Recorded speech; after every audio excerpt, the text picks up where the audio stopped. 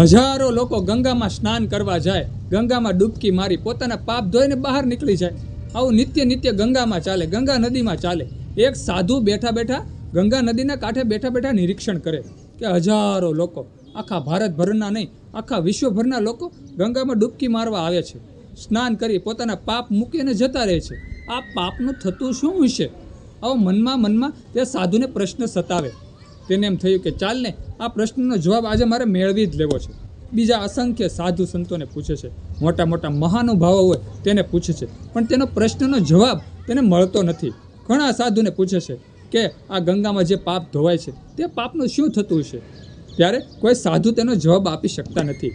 પછી તે સાધુ એમ કહે કે ભગવાન ભોળાનાથની આરાધના કરે છે. એમ કહે કે નિત્ય નિત્ય ઓમ નમઃ શિવાયના જાપ, હર હર મહાદેવના નાદ ગુંજાવે છે, તપસ્યા આચરે છે. એક સ્થાન ગ્રહણ કરી અને ઓમ નમઃ શિવાયના અભંગ જાપ કરે છે. ત્યારે ભગવાન ભોળાનાથ તેને પ્રસન્ન થાય છે અને કહે છે કે માગો માગો સાધુરાજ, તમારે શું જોતું છે? તમારી શું મહેચ્છા છે? ત્યારે તે સાધુ ભગવાન ભોળાનાથને કહે છે, મારી કાંઈ ઈચ્છા નથી પ્રભુ. ભગવાન મહાદેવ, મારી કાંઈ ઈચ્છા નથી, મને પણ એક પ્રશ્ન સતાવે છે. ત્યારે ભગવાન મહાદેવ કહે છે, શું પ્રશ્ન છે? પૂછો મને. ત્યારે તે સાધુ ભગવાન ભોળાનાથને કહે છે કે આ જે ગંગામાં લોકો પાપ ધોવે છે, નિત્ય નિત્ય હજારો લોકો આવી અને ગંગામાં પોતાના પાપ ધોવે છે, તે પાપ જાય છે ક્યાં? ત્યારે ભગવાન ભોળાનાથ કહે છે, તે તમે ગંગાને પૂછો. ત્યારે તે સાધુ કહે છે, ભગવાન મહાદેવ, મેં તો તમારી ભક્તિ કરી છે, તમે આનો મને ઉકેલ આપો. ગમે તેમ કરો, તમે મને આનો ઉકેલ આપો, તમે અપાવો, તમે આનો મને જવાબ અપાવો. ત્યારે ભગવાન ભોળાનાથ કહે છે, ચાલો મારી સાથે. ત્યારે ભગવાન ભોળાનાથ અને તે સાધુ ગંગાજી પાસે જાય છે અને ગંગા માતાને પ્રશ્ન પૂછે છે કે અસંખ્ય લોકો નિત્ય નિત્ય ગંગા માતા તમારામાં ડૂબકી મારે છે, તો આ બધા પાપનું તમે શું કરો છો? ત્યારે ગંગા માતા કહે છે કે તે પાપ છે ને, તે હું પોતે નથી રાખતી, તે પાપ હું સમુદ્રને સોંપી દઉં છું. તે બધા પાપ મારામાંથી વહી અને સમુદ્રમાં જતા રહે છે.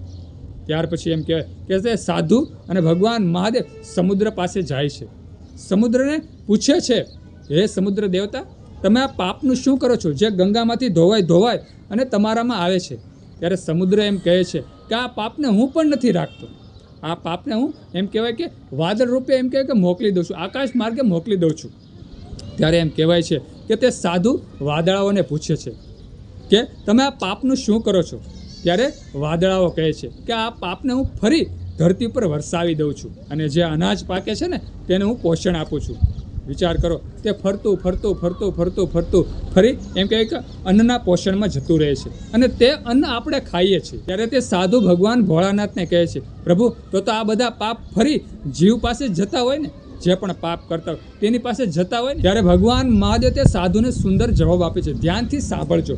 ભગવાન મહાદેવ કહે છે કે જ્યારે તે જળ વાદળ રૂપે આકાશ માર્ગે જતું રહે છે અને ફરી તે વરસાદ રૂપે નીચે પડે છે અને એમ કહેવાય કે અનાજમાં ફેલાઈ જાય છે અને તેમાંથી અન્ન ઉત્પન્ન થાય છે, તે અન્નનો કોઈ પણ જીવ ગ્રહણ કર્યા પહેલાં, ખાધા પહેલાં જ્યારે મારા નામનું સ્મરણ કરે છે ને, ત્યારે તે પાપ અમૃત બની જાય છે. એટલે જ્યારે પણ અન્ન ગ્રહણ કરો ને તે પહેલાં આપણે ભગવાન શિવનું સ્મરણ કરવું જોઈએ, તો દરેક ઝેર અમૃત બની જાય છે, તે ભોજન પણ અમૃત બની જાય છે. એટલે ખાસ શિવ ભક્તો, જ્યારે પણ આપણે ભોજન લઈએ તે પહેલાં આપણે ભગવાનનું સ્મરણ કરવું જોઈએ, જેથી કરી અને તમામ ભોજન છે ને તે અમૃત બની જાય. શિવ ભક્તો, ત્યારે તે સાધુને બધું સમજાઈ જાય છે કે આ જે ચક્ર છે ને તે ભગવાન શિવની કૃપાથી જ ચાલે છે. જો આપણે શિવજીનું સ્મરણ કરીએ, અન્ન લીધા પહેલાં ભગવાન મહાદેવને યાદ કરીએ ને, તો હંમેશા આપણું પુણ્યનું ભાથું બંધાયેલું રહે છે, હંમેશા આપણું જીવન અમૃતમય બની જાય છે. સુંદર એક આ નાનો વિડીયો તમને ગમ્યો હોય, ધાર્મિક વિડીયો તમને ગમ્યો હોય તો વિડીયોમાં લાઈક આપજો, કોમેન્ટમાં હર હર મહાદેવ, હર હર ગંગે, જય અન્નપૂર્ણા માતાજી લખજો.